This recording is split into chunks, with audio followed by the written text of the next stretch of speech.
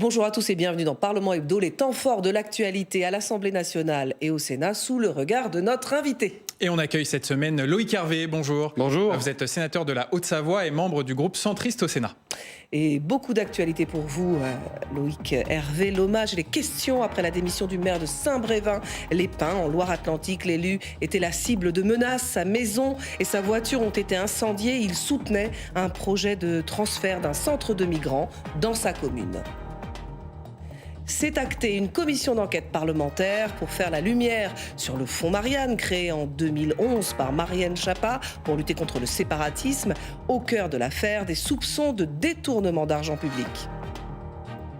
Et puis le drapeau européen divise à l'Assemblée nationale, objet de la discorde. Une proposition de loi qui oblige les communes de plus de 1500 habitants à afficher le drapeau sur les mairies.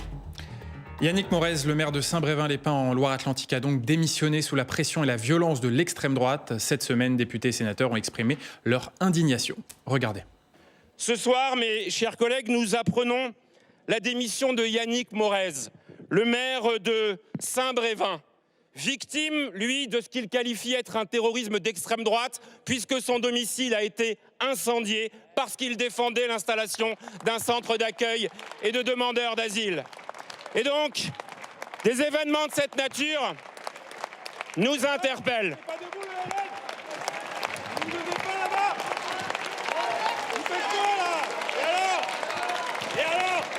Je suis profondément inquiète et profondément préoccupée que dans notre pays, des gens puissent d'une manière aussi lâche et aussi violente s'en prendre à une personne qui a une autorité, qui exerce une autorité, qui a été élue par ses concitoyens et qui fait juste son job de maire. Loïc Hervé, vous êtes aussi président délégué de l'Association des petites villes de France. Comment vous réagissez à la démission de ce maire sous la pression, sous la violence de l'extrême droite ? Ce qui se passe est extrêmement grave. Évidemment, les faits qui se sont produits il y a maintenant quelques mois de l'incendie du domicile de ce maire, mais surtout sa démission. C'est-à-dire ce cri d'alarme, d'ailleurs nous allons le recevoir au Sénat dans quelques jours, mercredi. C'est la manifestation d'un maire qui n'en peut plus, qui a eu peur pour lui-même, pour sa famille. J'ai moi-même vécu cette situation de menace de mort. J'ai été protégé pendant près d'un mois par la gendarmerie. C'est extrêmement dur à vivre pour vous-même, pour votre famille. Donc, l'émotion est forte par rapport aux faits qui se sont produits, par rapport à sa démission. J'entendais qu'on pourrait éventuellement renforcer encore le droit pénal. Je pense qu'on a fait sauter dans ce pays un tabou qui est le fait que finalement, s'en prendre à des élus, c'est pas si choquant que ça. Alors, l'émotion est légitime, notamment à gauche, et je la comprends et je la partage. Mais je pense qu'on devrait être beaucoup plus solidaire et beaucoup plus aux côtés de ce maire qui démissionne, et pour marquer dans la société française qu'il n'est pas possible de s'en prendre à un maire et qu'il doit pouvoir continuer sa mission de maire. Des patrouilles assuraient la sécurité de Yannick Morez. Est-ce que pour vous, il n'a pas été assez protégé Par l'État. Oh, vous savez, quand je ne sais pas, je peux pas parler de, je n'en sais rien. Il nous le dira sans doute quand il sera entendu par la commission des lois et la mission. Quand moi j'ai été concerné, j'ai été protégé. Et à la fois à l'époque Bernard Cazeneuve et le préfet de département qui s'appelait Georges-François Leclerc, tous les deux m'ont protégé, ont mis les mesures nécessaires vis-à-vis de moi, mais vis-à-vis de ma famille. Je pense que ce n'est pas le sujet. Le sujet aussi, ce sont ces groupuscules. Pour monsieur le maire en question à Saint-Brévin, c'est des militants et des groupuscules d'extrême droite qui clairement s'en sont pris à lui. Pour moi, c'était plutôt la mouvance salafiste. Pour d'autres, ce seront des mouvements d'extrême gauche. Donc dans ce pays, comment on fait pour contrer la puissance de ces groupuscules ? On a l'impression que les lois ne suffisent pas. Il y a évidemment le droit pénal une fois qu'on a confondu les auteurs. Et puis il y a la prévention. C'est-à-dire que dans cette commune de Saint-Brévin, on a laissé régulièrement se faire des manifestations contre le maire. Donc de personnes qui n'ont rien à voir avec la commune de Saint-Brévin. Ah non, mais c'est-à-dire que est-ce que ces manifestations qui avaient lieu régulièrement dans cette commune et dont le maire avait demandé qu'elles soient interdites, elles ne l'ont pas été. Il faudra d'ailleurs qu'on le regarde de manière objective quand la commission des lois va entendre ce maire et qu'on demande des comptes au préfet du département, aux différents ministres concernés, sur le fait qu'on laisse dans une commune il s'agit du transfert d'un centre d'accueil de demandeurs d'asile. Dans ma commune, il y en avait un précisément. Et c'est ça qui a cristallisé, qui a généré un tel de donc c'est compliqué, la gestion. Pour les élus locaux, la gestion des CADA, c'est très compliqué. Le centre d'accueil. Oui, le centre d'accueil de demandeurs d'asile. Et la gouvernance, c'est-à-dire l'association des élus locaux à ces structures-là, elle est très relative. Donc il y a aussi des éléments très concrets dans l'administration de ces sujets-là sur les territoires qu'il faut revoir. Rapidement, pour conclure sur ce sujet, Loïc Hervé, est-ce qu'il faut des mesures supplémentaires pour protéger nos élus ? Alors, on l'a voté au Sénat à plusieurs reprises, y compris dans la loi de programmation du ministère de l'Intérieur dont j'étais le rapporteur avec Marc-Philippe Daubresse dans cette maison ici au Sénat. Évidemment, il y a des mesures de droit pénal à prendre, mais je le redis, je pense qu'il y a des mesures de prévention et qu'on ne peut pas, quand une situation est délétère et se cristallise sur une personne ou dans une commune, il ne faut pas attendre que le domicile du maire soit incendié et il ne faut pas attendre que le maire démissionne. Là, les pouvoirs publics, pour ont trop attendu. Je trouve que la démission du maire de Saint-Brévin-les-Pins crée une situation dans laquelle il y a un émoi politique et qui est tout à fait légitime et du soutien à son égard, c'est logique, mais je pense qu'on a trop laissé traîner les choses et on a laissé dégénérer la situation. On va parler du fonds Marianne, Loïc Hervé, puisque le Sénat a voté cette semaine en faveur de la création d'une commission d'enquête sur ce fonds, avec l'objectif pour les sénateurs faire la lumière sur la gestion de ce fonds public créé en 2021 par Marlène Schiappa pour lutter contre la radicalisation en ligne. Les sénateurs, dans leur commission d'enquête, devront faire attention à ne pas empiéter sur l'enquête judiciaire qui est également ouverte. Flora Sauvage. Validée à l'unanimité par la commission des lois du Sénat, la création de la commission d'enquête sur le fonds Marianne va chercher à comprendre comment ont été attribuées les subventions aux diverses associations qui en ont bénéficié. Claude Raynal, le président de la commission des finances, à l'initiative de cette commission d'enquête transpartisane, a une multitude de questions. Comment s'est créé le fonds Marianne ? Qui en a eu l'idée ? Comment il a été monté ? Comment le choix des associations et selon quels critères les associations ont-elles été retenues ? Le fonds Marianne a été créé en 2021 par la ministre Marlène Schiappa après l'assassinat du professeur Samuel Paty. Doté de 2,5 millions d'euros alloués à 17 associations pour lutter contre les phénomènes de radicalisation et promouvoir les valeurs de la République.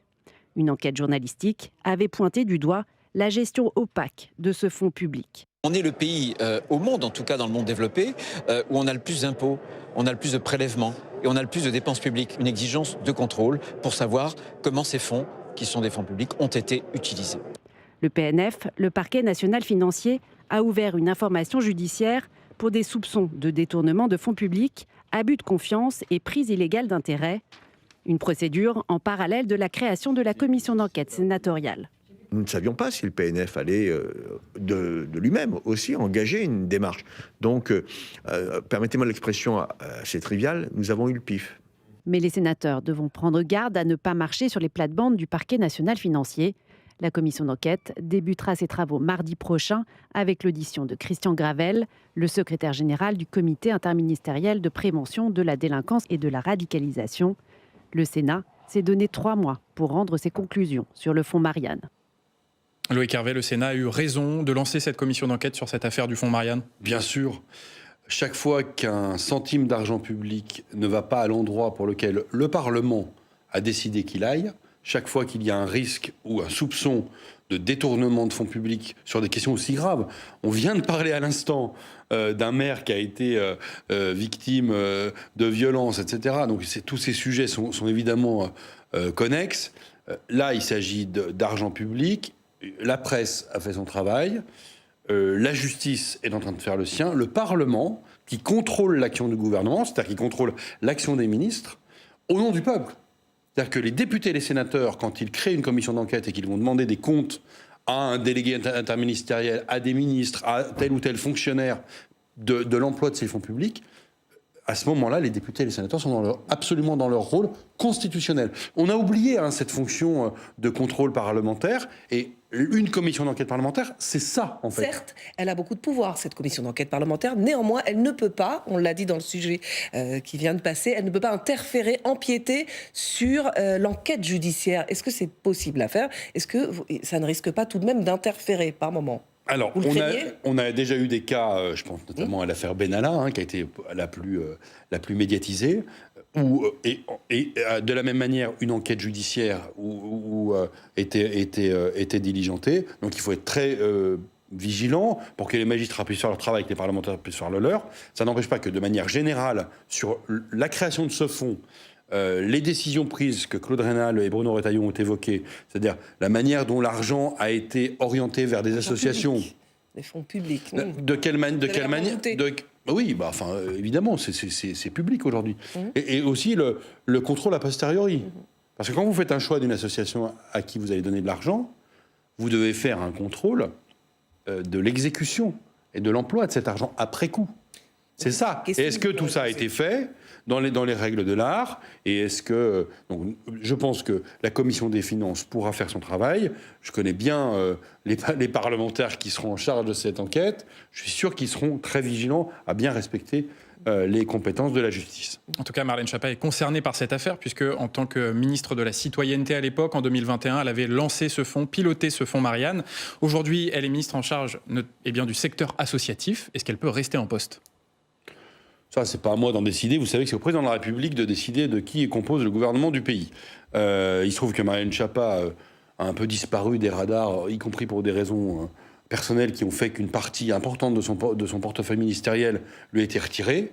Je pense que dans un gouvernement où il y a 45 ministres, quand il y a des difficultés de cet ordre-là et des soupçons qui sont importants, il me semble que le président de la République et la première ministre devraient en tirer toutes les conséquences. Ça n'appartient pas au Parlement d'en décider, mais à ceux qui ont nommé Mme Schiappa à ces différents postes. Alors on va parler d'un autre sujet. Faut-il rendre obligatoire le pavoisement du drapeau européen sur le fronton des mairies? Les députés, en tout cas, ont voté cette proposition de loi présentée par le groupe Renaissance, mais seules les communes de plus de 1500 habitants seront concernées. Le vote a eu lieu à l'issue d'une longue séance mouvementée que nous résume Stéphanie Despierres. C'est le drapeau de la discorde, la bannière européenne. Le groupe Renaissance veut le rendre obligatoire sur les mairies aux côtés du drapeau français. Aujourd'hui, c'est l'usage, mais ce n'est pas une obligation. Cette idée défendue par le député Renaissance Mathieu Lefebvre a provoqué des débats tendus à l'Assemblée. Pour les Insoumis, c'est une proposition absolument inutile. C'est un sujet de diversion. Et quand les Français apprennent qu'on est en train de parler du drapeau européen plutôt que de parler de la question du pouvoir d'achat, des salaires, de l'inflation, de la retraite à 60 ans et non pas à 64, ou bien encore de la 6e République, eh bien les Français se disent « mais que font nos députés ?» Le Rassemblement national, lui, s'est livré à une attaque en règle basée sur le non à la Constitution européenne en 2005. Malgré le vote des Français, vous avez imposé dans nos rues, dans nos mairies, sur nos ministères, dans cet hémicycle, derrière le président de la République, ce drapeau contre la volonté du peuple, c'est que vous méprisez le peuple français. Mathieu Lefebvre assume le caractère symbolique de sa proposition.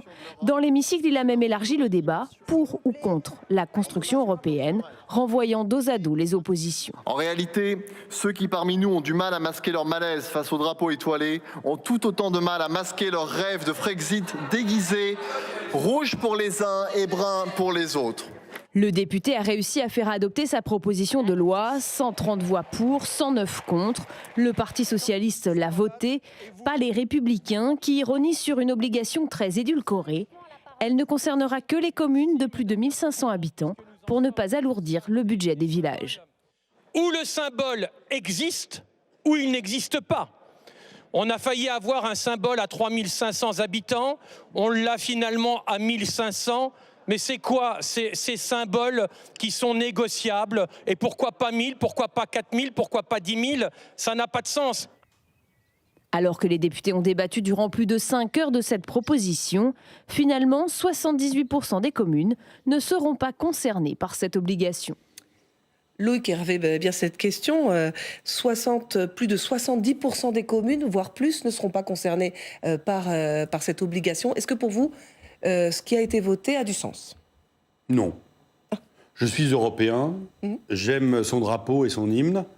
J'ai été un militant de toujours de l'Europe fédérale, du mouvement européen, etc. Je trouve irresponsable, dans la situation politique du pays, de lancer un tel débat. Le drapeau européen, qui est un très beau drapeau, il est très présent dans la vie quotidienne des Français. L'extrême droite le dénonce, ça ne me surprend pas. Mais il y a beaucoup de mairies en France qui ont un drapeau européen sur leur façade, quelle que soit leur taille. Et était-il nécessaire, dans la tension actuelle du pays, de lancer un tel débat à l'Assemblée nationale? Je pense que c'est irresponsable. Et ça fait en plus porter un débat sur cette relation d'un peuple, le peuple français, à la construction européenne, à l'histoire européenne.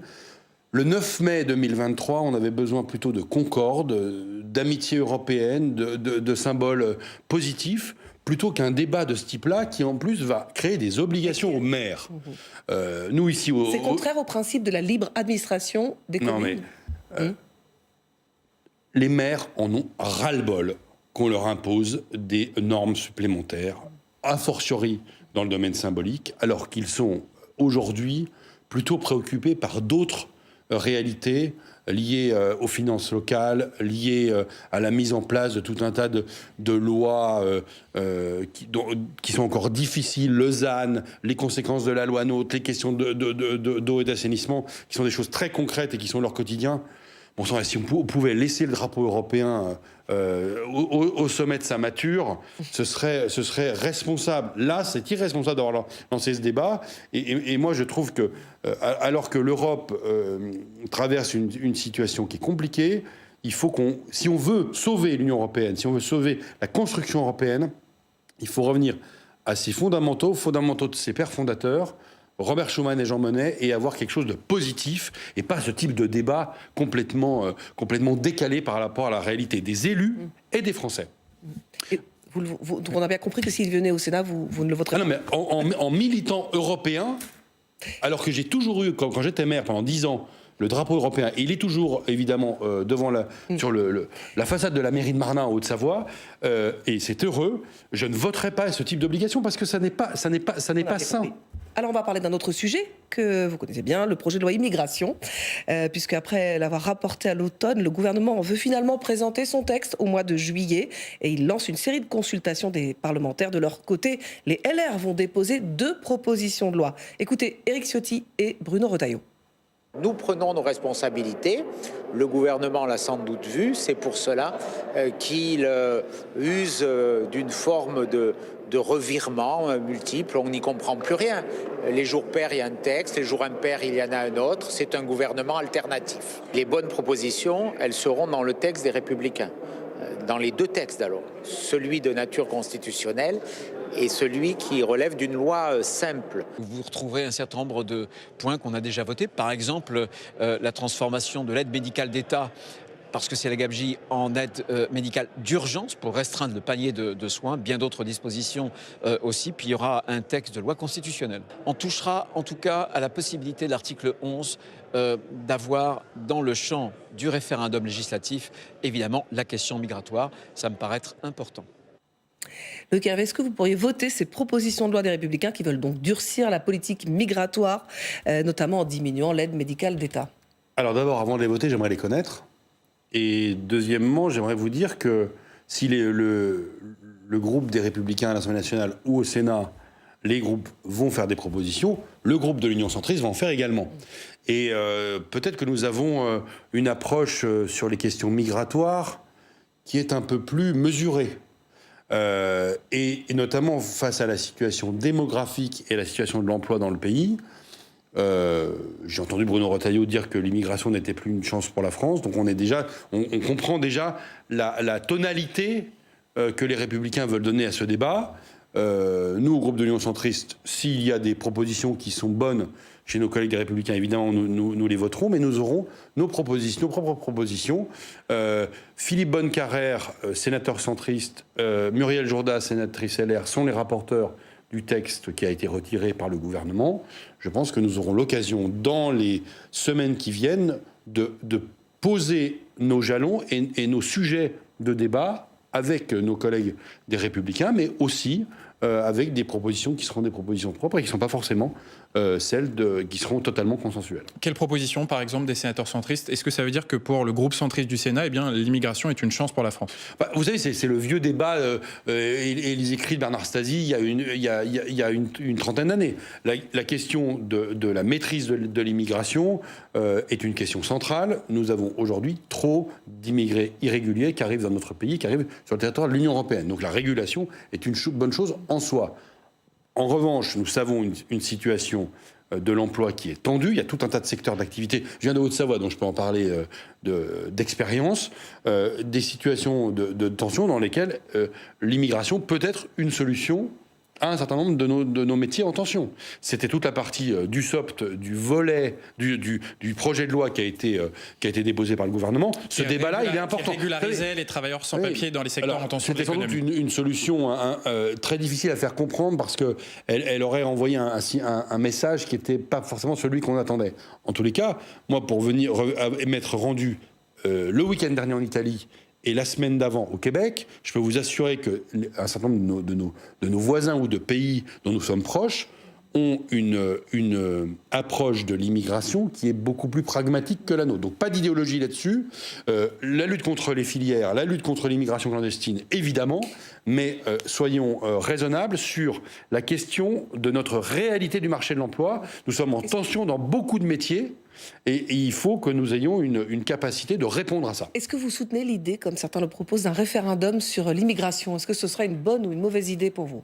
Avec la culture plébiscitaire du référendum dans notre pays, non. Parce que le référendum, c'est répondre par oui et par non à une question complexe. C'est-à-dire qu'on déposerait un projet de loi et on dirait aux Français, voilà le projet de loi, c'est oui ou c'est non. Le travail d'écriture de la loi est un travail qui est, dans notre pays, un travail qui est entre les mains des parlementaires, du gouvernement qui fait des propositions, mais ensuite des parlementaires, députés, sénateurs, qui viennent faire des modifications, ce qu'on appelle des amendements, et qui travaillent le texte. Donc un texte aussi complexe et qui va toucher tout un tas de domaines, des questions de police, des questions de justice, des questions économiques, doit être travaillé par les parlementaires et on ne doit pas s'en déposséder. Loïc Hervé, on va finir cette émission par un sujet qui préoccupe beaucoup de jeunes, le passage du permis de conduire. Il est de plus en plus difficile de passer son permis de conduire. Cela coûte cher, il y a de forts délais d'attente. Alors dans ce contexte, pour faciliter l'obtention du permis, le Sénat a voté mercredi une proposition de loi venue de l'Assemblée nationale qui crée une plateforme numérique recensant toutes les aides financières de l'État et des collectivités pour passer son permis. Le compte personnel de formation permettra de financer tous les permis de conduire et puis l'autorisation actuelle des agents publics et des contractuels à faire passer le permis sera étendue au niveau national pour raccourcir encore les délais. Loïc Hervé, vous étiez rapporteur au Sénat de ce texte. Est-ce que vous pensez que ça va vraiment changer la situation actuelle? Alors les mesures de la proposition de loi de Sacha Houlié que le Sénat a modifiées, et donc la proposition de loi a été adoptée cette semaine, c'est des mesures qui sont attendues et qui sont bienvenues. On aurait pu imaginer un débat plus large sur la question de l'âge, 17 ans, sur la question des visites médicales, notamment pour nos compatriotes seniors, et la question du permis de conduire à vie. On aurait pu aussi avoir un débat beaucoup plus profond sur la conduite accompagnée, sur le coût. Mais parce qu'à l'échelle d'une proposition de loi, de notre collègue député, président de la commission des lois de l'Assemblée nationale, c'est difficile de porter le débat en n'ayant pas tous les éléments, notamment les éléments d'étude d'impact, la relecture par le Conseil d'État, et puis l'agenda. On a eu quelques jours pour préparer ce texte. Donc moi, j'ai regardé avec mes collègues de la commission des lois ce texte avec bienveillance. On a fait quelques propositions de modifications qui ont été adoptées et donc ces mesures pourront rentrer en vigueur rapidement sur le compte formation et la mobilisation du compte formation pour l'élargissement des différents permis, sur la lutte contre la fraude. Donc quelques mesures qui sont attendues. Et cette plateforme qui va permettre à un jeune, en rentrant son code postal, de dire j'ai droit à toutes ces aides. Vous savez que c'est près de 1 600 € en moyenne pour passer le permis dans notre pays. Pour les familles, c'est très cher. Et enfin, un sujet où on a pu parler jeunesse et parler aux jeunes. Eh bien, merci. Message entendu, Loïc Hervé. On va terminer cette émission avec un regard rapide sur l'ordre du jour à venir.